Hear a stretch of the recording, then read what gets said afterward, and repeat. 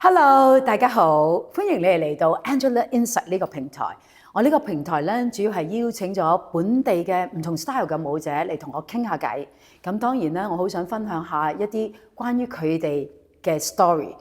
咁我今日咧就邀請咗一個 Young Generation 嘅舞者嚟接受我嘅訪問。佢就係坐喺我身邊嘅 Kaya。Hello，Thank you so much， 多謝你嚟到接受我嘅 interview。我哋叫做傾下偈啦，咁樣。Thank you, Angela。但我認識 Kaya 嘅時候咧，就喺我哋最困難嘅時間，就係 Covid 嘅 period 裏邊咧，係2021年，我哋做緊一個大館嘅 project 嘅時候咧，我就認識咗 Kaya。咁我想問下咧，嗱，我哋即係傾偈啦。我今日好想咧，就喺度好 casual 嘅啫，我哋唔好當係一個乜嘢嘅 interview，只係我哋大家即係將我哋嘅平時傾偈嘅一啲對話啦，就擺咗喺鏡頭前邊。你可唔可以介紹下你自己啊？好，我講下我嘅 background 啦。好啊，係分享下你嘅 background。我好細個就跳舞噶啦，我細個係跳中國舞嘅，其實係啦。跟住估唔到喎，睇你樣都唔知係咁，所以其實我好中意傳統舞蹈嘅都係啦。咁啊，中學就開始跳 jazz fun 啦，即係嗰啲學校嘅 dance club 咁啊。咁啊，去到大學我先真係叫做努力啲、落力啲咁跳舞，因為 join 咗 dance 啦。係啦，咁我其實我都覺得好得意嘅就係開頭 dance 跳齊舞嘅啫，咁跟住第2年上莊嘅時候咧，就開始接觸多啲街舞類型啦。咁我第一個真係啟蒙我嘅老師咧，就其實都喺呢度有教嘅，就係小4老師。哦，係啦，咁佢排舞嘅方式好 chill 嘅。係咁有啲類似 training 咁樣一路 train 一路排，咁所以對我嚟講係一個好新鮮嘅體驗，亦都話咗俾我好多即係好多關於呢個文化嘅嘢，係啦。咁啊，另外就仲有Suki 老師啦，係啦，因為佢嘅一個音樂感或者佢對跳舞嘅熱情啦，都影響我好多。係啦，咁啊中間 dance 我都學過好多唔同類型嘅嘢，即係 jazz 啊、contemporary 啊，或者一啲 urban dance 都有，係啦。咁啊去到再下一年之後咧，就真係遇到我嘅一個好中意嘅老師，我最愛就係 Panda Wet 啦。係啦，咁佢真正介紹咗 Waacking 呢個舞種俾我識，係啦。咁啊，佢本人都非常之好有感染力，係佢嗰個情感爆發咁樣跳舞咧，係令到我好 touching， 好 inspire 到我。咁啊，自此我就會就 focus 多啲 major 多啲去跳 Waacking 呢樣嘢啦。嗱，頭先你解構咗幾個人啦，一係小4啦，小4我就即係當然認識佢啦，因為喺SDC 呢個 studio 裏邊咧，邀請咗佢係台灣嘅一個老師嚟嘅，咁邀請咗喺香港教，我諗大概係22年嘅時間，佢都 inspire 咗好多街舞嘅唔同嘅老師或者唔同嘅學生啦，而佢嘅學生已經變成老師，老師再 inspire 其他人啦。咁另外頭先你 mention 嘅就係 Suki 我都認識咗好多年。咁 Suki 以前跳舞嘅時候，我上一個 Angela Insight 我都有訪問佢，咁都係一個好好嘅即係街舞嘅舞者啦，好投入、好認真，同埋佢對街舞嘅投入嘅程度真係唔係一般人想像嘅。係跟住第3個咧就係 Panda 咧，我亦都有邀請過佢嚟我哋嘅 studio 去做教跳舞啦。咁佢教嘅舞種咧係 Waacking。而我亦都好即係好喜歡睇佢跳舞啦。佢而家個 base 大概即係我要講解下，就等啲人都要了解下。應該係喺西班牙大部分嘅時間，咁佢都做好多唔同嘅表現。咁所以你嘅老師都對你影響好大，而你嘅老師全部都係一啲喺街舞方面好出色嘅老師。冇錯，我亦都想好感恩，我都想解構一下咧，就係譬如你街舞都係 Waacking， 都係街舞其中一種舞種咯。咁你點解即係嗱街舞有咁多有咁多舞種啦？點解你會揀 Waacking 呢個 style 去專注咧？我可唔可以咁講？你係去專注呢個 style 啊？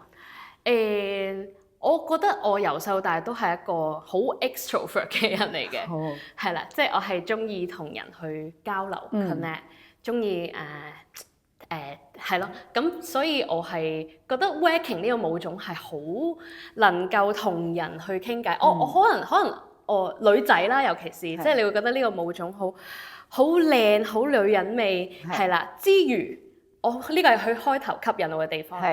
再之後我就覺得哇，原來你可以用你自己嘅故事擺入去，你可以用你自己嘅唔同嘅 emotion 擺入去，而從而你又可以同到人去交流，即係唔需要講嘢，就係個跳舞就係個 language 咁樣。咁我覺得呢樣嘢係好吸引我嘅地方。嗱，睇你嘅一身打扮咧，你已經即係我做 interview， 我哋個個都有 interview 啦。我今日咧為咗想襯你咧，我就着到好 young， 我自己覺得好 young。其實我哋有成3個 generation gap 啊嚇，咁但係你就會好 decent，着到好 fancy 咁樣，都係你呢種舞種嘅一啲特色喎。我每一次去睇即係 Wacken 嘅個battle 嘅時候咧，大家都好着到好靚嘅，即係好多閃靈靈耳環，未必個個都係啦。咁但係起碼係去尊重呢個舞蹈，然之後當你落去做 battle 嘅時候，大家都有自己嘅一個 image，自己嘅一個 style， 自己嘅一個 character， 係啊，好有趣嘅一個即係舞蹈元素。不如我翻轉頭啊，翻轉頭問下嗱，你要去學 Wacken 啦，咁喺當中唔係咁容易啊！我有呢啲即係你好 outgoing， 好中意同人傾偈，好中意 communication， 唔係就等於可以跳到呢個舞種噶嘛。咁喺個過程裏邊，你會遇到一啲咩困難？即係係啦，譬如音樂上嗰個技巧上邊，或者對街舞成日要出去 battle 嘅情況，係因為一件幾難嘅事啦。你會遇到有啲咩困難咧？我會覺得因為我本身自己一個都幾衝嘅人，即係幾爆嘅人。咁對於呢個舞種嚟講，可能有好處嘅，因為佢好需要你去好 expressive。咁但係另一件事就係，當你原來要去 battle 嘅時候，或者你要去 freestyle， 點樣好睇你都要令到自己可以好 take your time，好慢好冷靜咁樣去聽音樂。即係呢個位係我 struggle 咗好耐，因為好多時人哋睇，哇好勁咁樣，咁但係睇耐咗你就會覺得哇有啲太 overwhelming，係啦，即係我都學咗好耐點樣去令到自己收翻少少濕套啲，係啦，咁啊另外就係我自己可能以前我會比較中意 battle 嘅，因為年輕會覺得我哋出去玩啊，出去即係大家一齊砰砰砰咁樣，但係我覺得耐咗之後，我會用 Wacken， 我覺得原來有好多唔同嘅方式去演繹，唔一定係 battle，係啦。而好多時我哋呢個 generation， 我唔知係咪我哋呢個 generation， 或者啱啱開始跳舞或者去 battle 嘅人，好容易將 battle 變成唯一一樣去證明自己嘅嘢，係啦。咁慢慢跳得幾年之後啦，咁就學識咗我想去嘅，我今日有OK 真係想去嘅呢個 battle， 或者有一個我想中意嘅老師喺嗰度，或者我想睇唔同人有啲新嘅形式嘅，咁我就會去咯。咁但係我冇話即係一定要逼到自己，我好想去 battle 要贏，係啊，即係慢慢就唔會話係即係當然啦，我都想喺嗰一刻我可以做到最好，係，但係未必要以一個我想贏嘅心態去咯。我翻返轉頭啊，因為我都即係識你幾年嘅時間啦，唔算好深入。咁但係睇到你個過程嘅一個轉變啦。我認識你嘅時候，你應該係喺可唔可以講，即係你係喺 PolyU 嘅 dance 噶嘛？係。咁你喺個 dance 裏邊，你係已經完成咗個學業去做啊？定因為你讀下之後入咗個 dance？其實我都好想了解下你少少嘅 background story。其實我係即係正常渠道咁樣入咗去 PolyU 讀啦，咁我本身係讀英文嘅，係啦，咁但係我讀咗2年咧就quit 咗啦，係因為我自己一嚟我唔係太大興趣想讀書啦，二嚟就係我嗰陣時真係好沉醉於 dance 嘅活動啦，即係大家都可能有所聽聞 dance 嘅生活係日夜顛倒啊，要係咁表演啊，係咁練好多隻舞啊。係啦，咁我就係即係成日都好長啦。咁去到某個位，我都 kind of 有少少放棄咗自己嘅學業嘅。咁同埋我嗰陣時年輕啦，其實而家調翻轉我都想讀書嘅，但係嗰陣時細個就覺得算啦，我唔理啦咁樣。係啦，咁但係變相就我 spend 喺跳舞嘅時間係好長咯。即係對我嚟講係一個另類少少嘅 training 咯。係啦，即係好似人哋讀 APA，我就係讀 dance 咁樣，就 keep 住係咁好多唔同街舞 training，好多唔同嘅表演咁樣。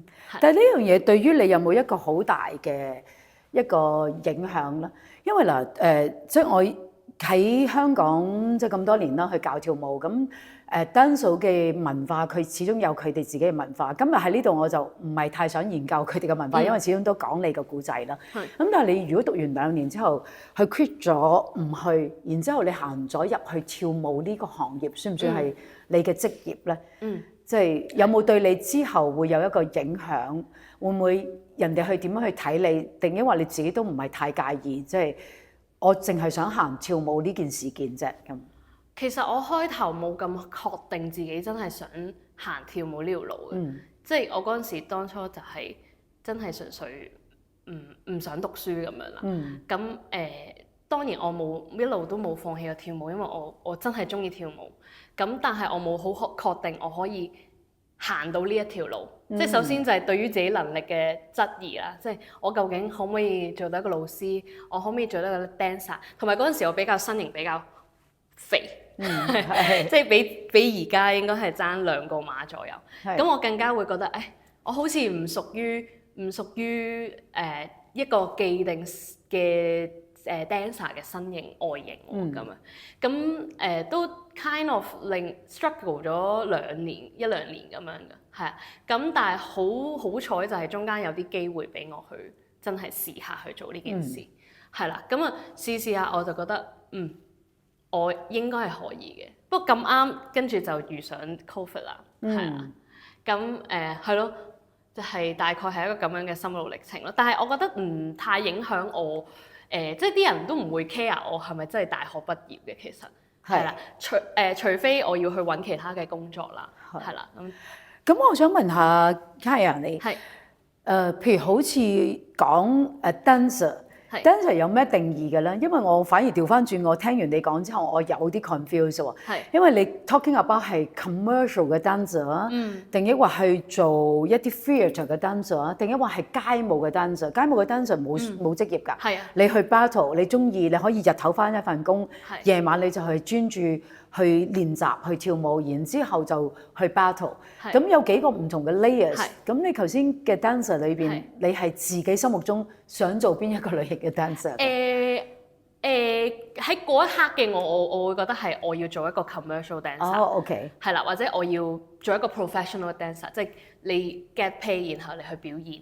係啦，即係咁當然你而家問我會覺得dancer 就係你係跳舞就係一個 dancer 咯，我會話，我會比較諗得比較 broad 嘅。你中意跳舞都可以係一個 dancer。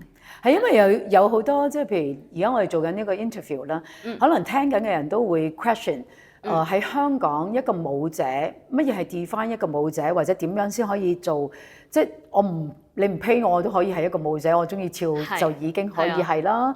咁職業嘅 dancer 又有唔同，譬如拉丁舞可以職業 dancer 入香港舞團、香港芭蕾舞團、城市當代舞團嗰啲係職業嘅 dancer。咁如果普通演唱會係一啲 commercial 嘅 dancer。咁所以我就係想搞清楚原來你一路想 tracing 嘅係乜嘢嘢嘅 dancer。咁去到拋包而家咧，去到而家呢個範疇裏邊，你會唔會揾到咗自己？即係你留低咗喺度一段時間啦。你會唔會繼續再追尋你嘅夢想？定因為而家你都係做緊你心目中嘅舞者？我覺得我其實都一路邁向緊我想做嘅嘢嘅。係因為對於我嚟講，而家嘅 dancer 我有好多個身份，即係可以係教跳舞，亦都可以係做表演嘅，即係譬如喺 event 啊，喺 club 啊，或者commercial 啊，咁我亦都可以係一個好簡單嘅街舞 dancer， 就係出去 battle 同大家 party，係咯，所以我會覺得我一路都向緊呢個唔同嘅範疇嘅 dancer 去發展咯，冇話 specific 我一定要做呢樣嘢咁樣咯。呢個都係一個即係同你傾偈都係一個幾有趣嘅問題。因為我即係我做咗咁多年啦，我屬於係喺呢個唔係我嘅地位或者咩，只不過我係教咗咁多年嘅時候，我會喺咗呢一度。對於而家 young generation，我亦開始有啲唔了解，所以咧好想揾你哋傾偈好想了解多啲咧我哋本地一啲即係譬如年青舞者或者年青舞者嘅一啲諗法。即係譬如我俾一個 example 啦，我哋做嘢嘅時候，好似我哋今日做個訪問啦，我哋都有一啲唔同嘅感覺。即係我係一個比較 old school 嘅人啦。我如果12點要做一個訪問，可能我10點鐘已經嚟到對稿啦、化妝啦、prepare 我自己啦。可能我識嘅一啲新嘅年青人啦。咁如果你12點鐘啊，咁咪12點到咯。你開機我就可以入到嚟。唔知係咪因為大家佢哋都比較快同 smart 啦？咁我就有呢個分野咯。你而家即係我想講呢個 topic 就係你而家教緊跳舞，教緊一啲新嘅 generation， 你會唔會遇到一啲類似我面對緊嘅問題㗎？其實都會嘅，即係我都會覺得我哋呢個 generation 都真係都已經係好任性、好自由嘅，係即係會覺得好多嘢好聽啲就係隨遇而安。咁當然唔好聽啲就係我唔會去準備到10足10咁樣啦。咁如果對於我哋嘅在下嘅 generation， 即係譬如我有教一啲中學生，佢哋就更加係想點就點。係，即係呢個都係我教跳舞嘅其中一個困難嘅地方。係，即係好似大家嚟到啦，好有 passion 啊，跳完舞都好滿足啦，但係你唔 sure 佢下一次想點咯。你亦都唔係好 sure 佢，可能佢自己都未必係好了解自己想點。係，所以佢會好容易pick up 一啲嘢，亦都好容易放低一啲嘢。係因為呢個 generation 就係咁，你有好多 information， 亦都有好多選擇，所以佢好容易可以學呢樣嘢，亦都好容易可以唔學。係。明白啊，因為前幾日我都同一個老師傾偈，啱你講開呢個 topics 啦。佢話而家啲人好容易young generation 即係中學生啦，佢哋對有興趣嘅 topics 咧好特別嘅，佢哋好踴躍嘅。咁嗰一日如果嗰隻歌係好好聽，佢哋就會喺晒你身邊，然之後就好有興趣學。跟住下一個禮拜咧播咗一隻佢哋唔中意嘅，佢哋突然間嗰個 moment 咧係唔見咗嘅喎。咁我哋都喺度諗緊即係研究啦，我哋因為大家都去做教育啦，無論邊一個 generation 都好，我哋都需要去教育關於跳舞上邊嘅嘢啦。我唔可以叫做教育，即係一齊去分享。我哋都諗緊辦法，我未有一個好實在嘅 solution，都希望我哋第日再傾偈嘅時候，努力啲去揾呢個 solution。今日嘅 topic 上，我就要翻嚟你個位啦。嗱，你做咗一段時間啦，我想問下你係學跳舞嘅時候係幾多歲開始學跳舞啊？7歲。7歲到而家咁都20年嘞喎，差唔多。我而家嚟緊29歲啦。哇！咁即係20幾年嘅時間。咁20幾年，我哋嗱講緊頭先嘅 generation， 我哋而家翻嚟你嘅身邊。喺呢20幾年裏邊，你中間面對過咁多嘅問題，咁點解你唔 give up 嘅？即係啊點？即係我想問下，如果我唔中意已經走㗎咯喎，係遇到我咁多困難又咩嘅時候，我就已經走㗎喎。點解你唔 give up 咧？我其實中間係有諗過 give up 嘅，因為即係 Covid 啦，大家都經歷過嗰個 period。咁Covid 之前我就啱啱開始去踏足呢一行，即係可能有少少嘅機會咁樣。咁跟住好快就即刻 Covid 啦。咁嗰陣時都好挫折嘅，我甚至係走咗去台灣1個月，因為乜嘢都冇嘢做，亦都冇一份 full time。係啦，咁我就即刻去台灣，我唔理啦，我要玩啦，咁樣好任性咁樣1個月，係啊，跟住後尾翻嚟香港，我有嘗試去揾一份 full time 工作，係咁我做過室內設計公司，亦都做過保險，係啦，咁保險你知要着即係 suit 啊咁樣咁，咁我一路都覺得哇，望住塊鏡好似覺得自己好衣不稱身咁樣，係啦。咁跟住嗰個 period 大概係1年左右啦，係啦。咁跟住好幸運地接到一個大館嘅 project，咁係啦，一個比較 performing arts 嘅 project，係啦。咁我覺得可能真係試過冇，我先至識得珍惜呢一啲表演嘅機會，係啊。咁嗰個同另外都係因為嗰個 project 係好深刻嘅一個 project。係啊，即係我哋會喺間黑房度一齊 jam， 一齊跳舞，喺個觀眾嘅隔離就唱歌跳舞，係啦，咁啊 keep 住4個鐘 non-stop 咁樣嘅 jam，咁係一個好深刻嘅 project。咁我真係發現自己好中意表演，亦都好中意同唔同嘅 performer 或者唔同嘅觀眾去有一個心靈上嘅 connection。係啦，無論嗰件事係即興發生又好，又或者我喺台上 entertain 佢又好，我覺得都係一個交流咯。係啊，咁我係好中意呢啲 moments 啊。係，嗱，當你講緊呢一個大館嘅 project 嘅時候咧，我突然間有一個 picture 諗起 before 呢一個 project 之前，我就係認識你嘅時間咯。係，我覺得係我哋需要做好多唔同嘅 connection， 舞者同舞者中間。我哋上次嗰個係幾個唔同嘅導師啦，去邀請咗做咗一啲 audition 啦，而嗰個節目上某個程度上就係你哋去免費參加，而我哋係將佢過咗幾個月之後，將佢變成一個表演，都係想透過一啲 project 去引導一啲年青人，希望佢哋去認識返自己，希望佢哋從我哋嘅即係譬如無論我哋嘅對談啦。我哋嘅 exercise 啦，我哋去一齊去諗一啲情景啦，一齊去拍攝啦。你咁巧就喺我個組裏邊啦，咁都係好想幫助你哋認識自己，去揾自己一個方向。會唔會呢個都係一個誘因，令到你再有一個心機去做？因為大館嗰個唔係你想去就去噶嘛，你都要去有一個 chance 去 first things 係去做 audition。即係要知道啦。咁去 audition 嘅時候，你去 audition 嗰一個 moment，你都要俾自己嘅，即係佢唔係話你想就你做就做。咁我調翻轉我諗，可能係因為呢啲嘅 project 咧，令到你自己都有多啲嘅 connection， 重新認識自己嘅時候，當你去做 audition 嘅時候咧，你係投入，你係想做。因為呢件事件都好緊要，你覺得有冇一個正面影響？有嘅，因為嗰一個 project 佢其實除咗話即係叫你哋去跳舞，即係我最開頭好啊，有嘅類似跳舞拍片嘅 project，好去啊。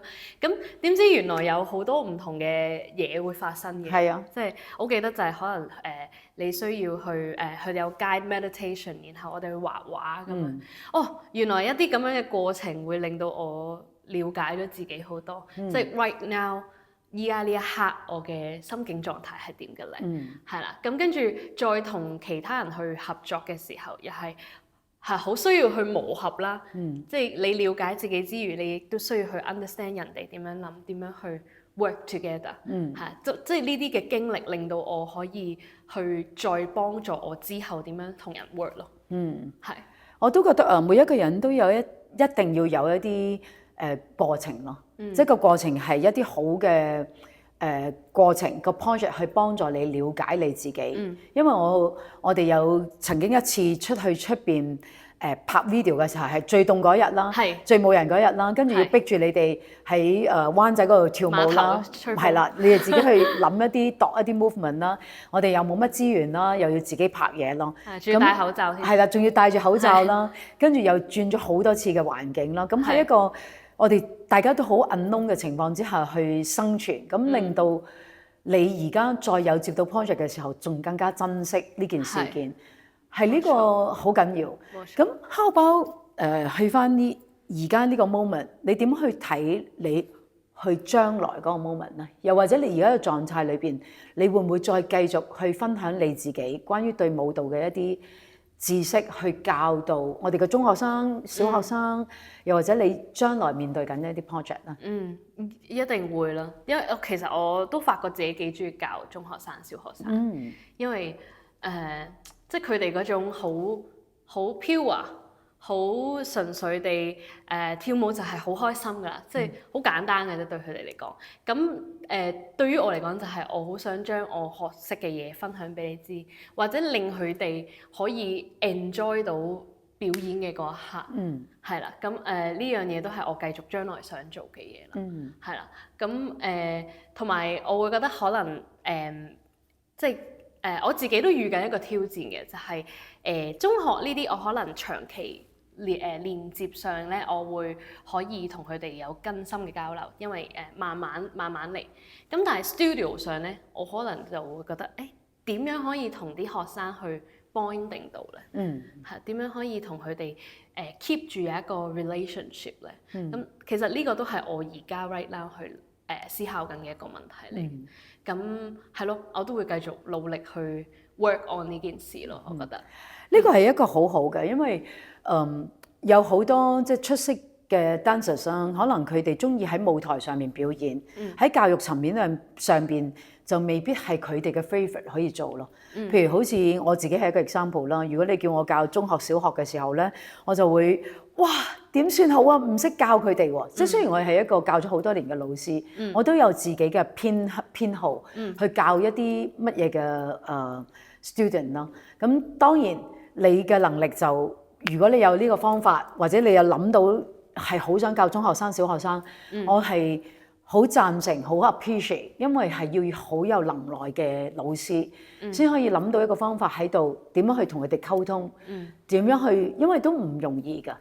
佢哋就係一個興趣班，你又唔係 academy。第二樣嘢咧，你除咗要教佢哋個舞蹈知識之外，佢哋嘅紀律你係最難嘅，係你要面對佢哋啦，要同佢哋溝通啦。第三樣嘢咧，去做呢啲 project 嘅時候咧，你又要排舞俾佢哋。咁排佢哋咧，佢哋因為唔係 professional 嘅 dancers，所以咧你就係扭嚟扭去，跟住佢哋有好多 absence，咁都係教中小學生嘅老師要面對嘅好多嘅困難。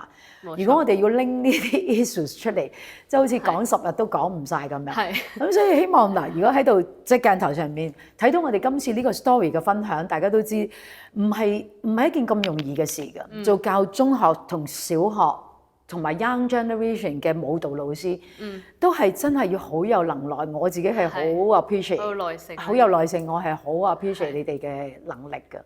係啊 ，thank you so much 啊！即係呢樣嘢，我就意思係 thank you so much， 係你好想教，係啊，唔係個個都想行啊嘛。因為好多人教兩教就我頂唔順啦，係啊，頂唔順啊！又或者我叛逆啊，佢哋係啦，同埋因為我生活上需要，所以我要去賺一個錢，所以去教咁樣，即係呢個係一定嘅咁。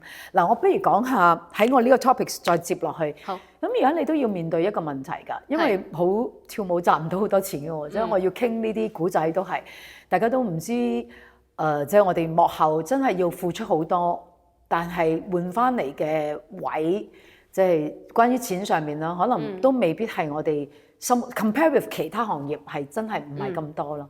咁你點繼續生存咧？呢個算唔算敏感嘅一個 topic 啊？係。即係喺我哋香港呢個地方，我其實覺得夠食就夠咯。即係對於我嚟講，我好知足嘅。即係我覺得夠生活就已經 enough 啦。即係當然，如果有 bonus，咁係一個 bonus 咯。但係我唔會去到即係好多時機會要自己爭取嘅，我都覺得係。即係冇理由我開頭都會覺得我點算啊？冇嘢做啊！冇人俾機會我啊！咁但係慢慢我學識。即係喺呢個過程去學識點樣為自己爭取機會，即係譬如我要寫 portfolio 啊，或者我嗰陣時冇堂教，咁我咪上去嗰啲中介嗰啲揾興趣班，即係有啲人會揾興趣班，咁我又去寫個 portfolio 啊，跟住揾下學生啊，或者喺 Facebook 啊、IG 啊，即係有好多唔同嘅途徑可以去揾到呢一啲嘅機會，但係你有冇去做咯？係啦。咁我覺得呢樣嘢係你要 keep going 去爭取嘅，係啦。咁另外就係唔好太過在意多唔多錢咯，我覺得，即係有陣時fair is enough 咯。但係我會覺得當然啦，對成個舞蹈生態嚟講，你可能出面啲人比。真係爭好遠，可能個差距係咁有啲 bottom line，我會自己 set 俾自己咯，係啦。咁但係我會覺得如果呢個 money 我 worth 嘅係啦，我亦都唔係即係需要去有太多 extra 嘅嘢做嘅，咁我覺得 good enough 就 OK 咯。反而咧，我好想喺你呢個 topic 上邊咧，我自己有一啲我自己嘅感覺可以講。咁咧，我好耐之前。即係好 of course 即係好耐啦，即係咁長時間教跳舞啦。我喺美國學跳舞嘅時候咧，都係一啲 studio 裏邊啦。咁 academy 有 academy 嘅形式嘅，你唔使有啲乜嘢嘢發生，因為你係俾錢入去讀書咁樣。咁喺譬如 New York 又好 ，LA 又好，甚至乎日本又好，佢哋都開咗一啲類似我哋呢啲形式嘅 studio。好得意㗎，啲老師全部有請 assistant。乜嘢係 assistant 咧？就係成日會上佢堂嘅人啦，跳得好嘅人啦，總會喺嗰個出名嘅老師嘅身邊，佢係會幫助佢去做 assist。因為老師去教緊跳舞嘅時候，佢哋都需要去教 follow 咗啲 routine 嘅時候，佢都需要去睇其他唔同嘅學生。咁又好奇怪地，呢一個形式咧就係嗰啲佢嘅少少 assistant 咧。In the future 咧，就係嗰個老師 absent 嘅時候咧，呢啲 assistant 就會 substitute 佢課佢嘅堂。又或者佢當佢去 build 到有一個肯定嘅能力嘅時候咧，咁呢個 studio 咧就會揾呢個老師去成為其中一個，即係佢嘅呢個 assistant 成為其中一個老師。我覺得呢個都係一個方法嚟嘅。係。但係而家好似喺香港生西少啲，因為我都已經好勁喎。我唔使做你 assistant 啊，我亦都唔需要喺度，你咪請我咁樣。我唔知我哋呢種咁 old school 嘅方法 work 唔 work for 而家年青人咯。因為我始終都覺得好似你頭先講啦，即係除咗 Facebook、IG 之外咧，我哋有啲比較舊式嘅方法咯。因為你要想人哋睇到你，係要睇到你嘅能力可以跳到點，睇到你對於呢間 studio 嘅 bonding 係點，未必係淨係呢間嘅，或者隔離左右。同埋如果當嗰啲老師 spot 到你喺唔同嘅 class 裏邊都跳得好嘅時候咧，佢哋心目中係有一個 image 嘅，有個印象嘅。當佢需要有一個 event 去做 audition， 當佢需要個 event 要揾舞者，當佢需要有一啲乜 audition 嘅時候咧，就會 recommend。我自己就係一個咁嘅人咯，即係我成日點解我哋啲 studio 要全身落地玻璃喺出邊可以睇到裏邊咧？原本嘅意思我都係咁樣，即係我開 studio 每一間 studio 都係，我係好希望我喺出邊即係其他老師教緊堂嘅時候，我可以 spot 到有一啲係啦，有啲有 potential 嘅人去叫下佢哋做呢件事。不過呢件事咧有少少敏感嘅，因為我一路咁樣做嘅時候咧，我覺得咧大部分嘅人都唔會聽我講嘅。佢覺得哇，你係咪想叫我嚟你個學校想跳舞啊？或者你係咪淨係想我哋嚟上堂咋？呢個我自己喺尤其是呢5-6年裏邊，我嘅感覺好大咯。因為我每次都真係真心想，你可唔可以去呢個 audition 啊？呢度有機會喎，你可唔可以去呢度啊？呢度有機會喎。咁嗰啲人就OK 啦咁樣。又或者我 recommend 俾一啲老師叫呢個同學你跳得好，你去嗰個老師度做 assistant， 去幫佢手。你要企前啲，等佢 spot 到你。咁佢哋都可能未必願意咯。咁所以我都即係諗緊呢個係咪一個啱嘅程序，去將呢件事件發生？因為我已經係咁多年嘅距離啦。你覺得咧？我覺得可能佢哋會覺得有其他嘅方式咯，即係唔係話呢一個方式唔好，絕對唔係。即係我都同意。我喺我嘅 mindset 入面，我都仲覺得以好多我哋係我唔係啦，因為我唔係話成日去咩 studio， 但係好多我哋嘅呢個 generation 嘅人就係不停咁去 studio 上堂啊，不停咁上唔同嘅老師啊，即係慢慢就會有好多人去認識你，即係呢個係一個方法。咁可能而家嘅比較。我唔知佢哋內斂啊，或者可能比較怕醜啊，係又或者另一樣嘢就係佢哋覺得我有其他嘅 way， 例如我IG 就係可以去 build up 我嘅 portfolio 啦，即係我 po 一啲片喺我嘅IG 上面，咁啲人就會見到啦。係即係可能有咁樣其他 option 俾佢哋咯。呢個係一個好好嘅問題啊！嗱，如果我即係俾一個 example 啦，如果佢係 as 一個老師，咁佢喺 IG 上邊 po 咗嗰條片。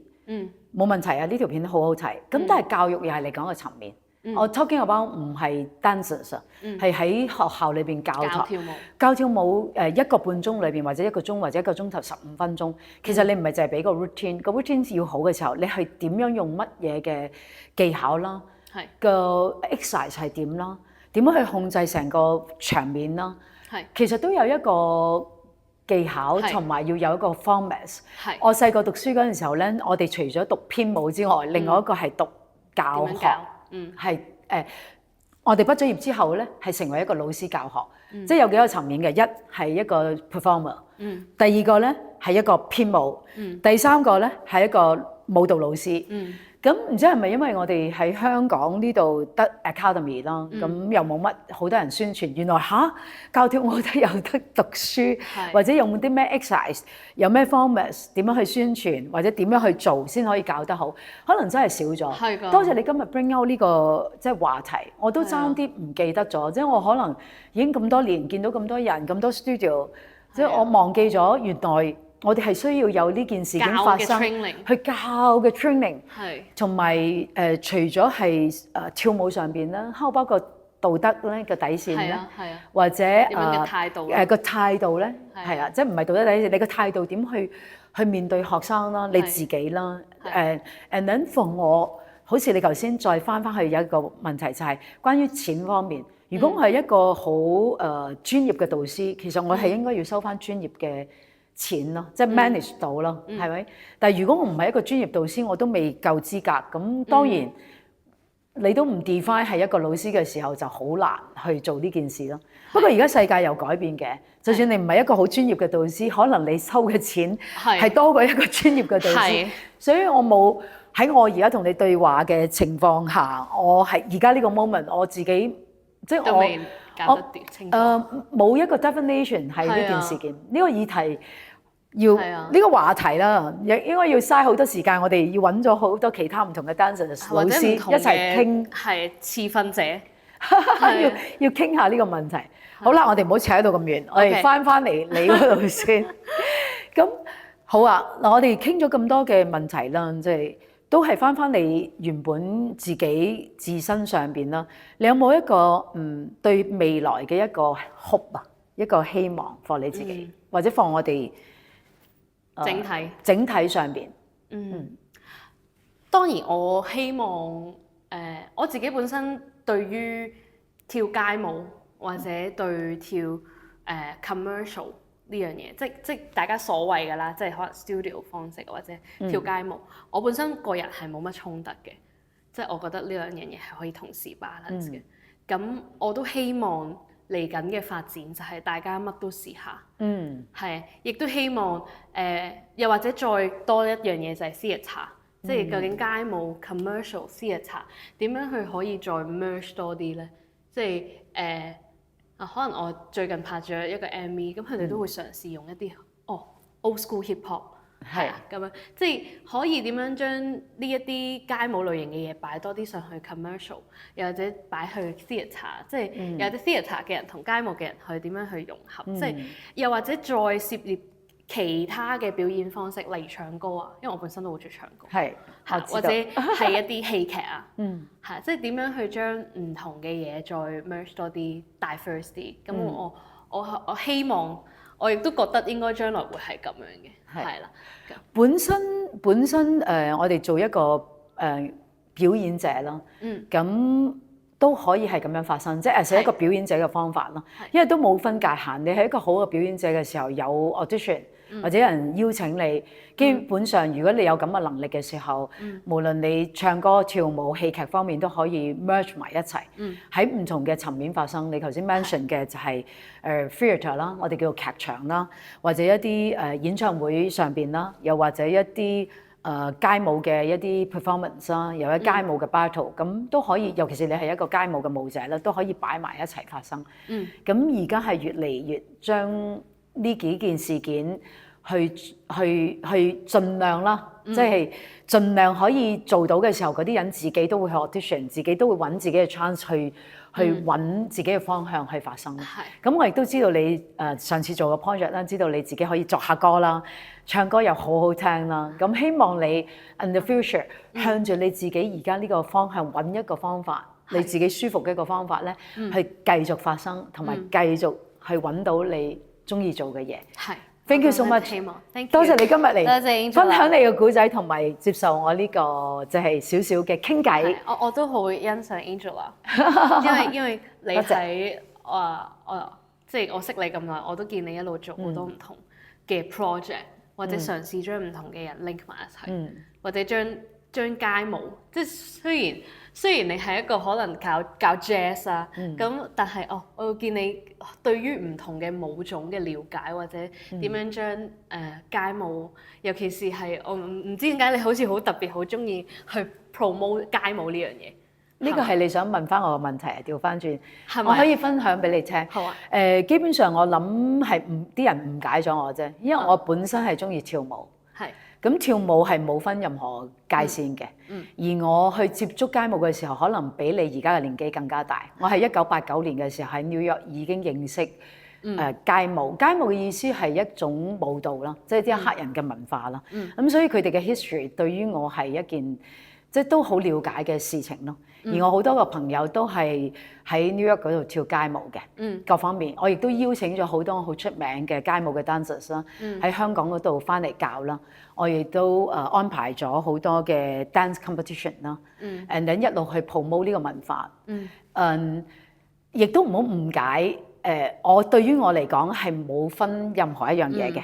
我嘅 background 雖然係 academy 嘅 background，但係我覺得跳舞呢件事係好好玩。如果我有能力，我係咩都可以做到。咁當然我未必可以所有嘢都掂掂，所以我選取咗我中意教嘅一個方法，就係一啲比較 academic 嘅一啲教跳舞嘅 style 去教。咁但係我自己就非常之欣賞，或者我自己非常之中意關於唔同嘅舞蹈咯。即係就算芭蕾舞我會去睇，theatre 我會去睇，街舞嘅 battle 我係全力投入。係啊，即係無啦，你喺Summer Dance Forever 見到我，千祈唔好驚，因為我會全程投入，我 as 一個觀眾咯。咁所以你問我呢個問題好有趣啊！調翻轉我都可以解構一下，跳舞對於我係冇 boundary 嘅。跳舞本身係一個比較大同，即係我中意跳舞，我係乜嘢都會欣賞啦。可能印度舞我都會欣賞一餐咁樣啦。咁我未必係跳印度舞嘅舞者，但係我會 respect 佢哋嘅舞蹈文化啦。咁呢個就係你問，同埋千祈唔好俾我有界限性，因為好多人都會話嚇，點解會喺 tap dance 見到你嚇？點解唔可以見到我咧？點解你無啦啦去睇個 battle？點解你要做嗰個 judge？唔好 define 我任何一樣嘢，係我都想以今日用呢個機會去 define 我冇㗎，係咁我去做一個 as 一個喺香港呢度支持舞蹈啦，我係乜嘢舞蹈我都支持，只要一個有水準嘅、好嘅、有作為嘅即係舞者，我都會全力去 support 佢哋。同埋會即係譬如我哋今日做呢個平台啦，都係因為我中意跳舞，所以揾一啲唔同嘅人同我去傾偈，等我去多啲了解。咁呢個我都唔會 give up 咯，係因為跳舞嘅位就我冇好似其他人咁勁喺我血液裏邊冇，我天生唔係咁，我天生即係聽到音樂我都會喐，但係我未去 battle 咯。我哋以前幾廿年前未有呢件事件發生得咁快咯，咁就係因為我太欣賞，而香港冇。所以我先要將呢個事件去係啦，將佢擺咗喺香港呢度。如果我可以有能力去安排舞蹈比賽喺度啦，如果有能力去安排一啲表演，就將佢擺喺度啦。如果我哋有能力將一啲好嘅舞者去外國同人哋一齊去分享嘅，我亦都會支持所有嘅 project 咯。咁我係一個內斂嘅八卦人咯，喺舞蹈上面。呢個形容詞內斂嘅八卦係啦，好內斂㗎，唔係咁 outgoing，同你唔同嘅。我係 I 人嚟嘅，即係我除咗跳舞咁多嘢講之外，但係我喺舞蹈上面，我係一個八卦人。即係你可唔可以講下俾我聽啊？咩都想知，咩都去咁，同埋即係就算細路仔跳得好好，佢都可以觸動我，令到我好感動嘅。咁唔知跳舞可能就係咁簡單，本身就係咁咯。係啊，即係你要欣賞嗰件事。係。By the way，多謝你問我呢個問題，Thank you so much。係啊，Thank you。Thank you。Yes。哎呀，多謝你。Thank you。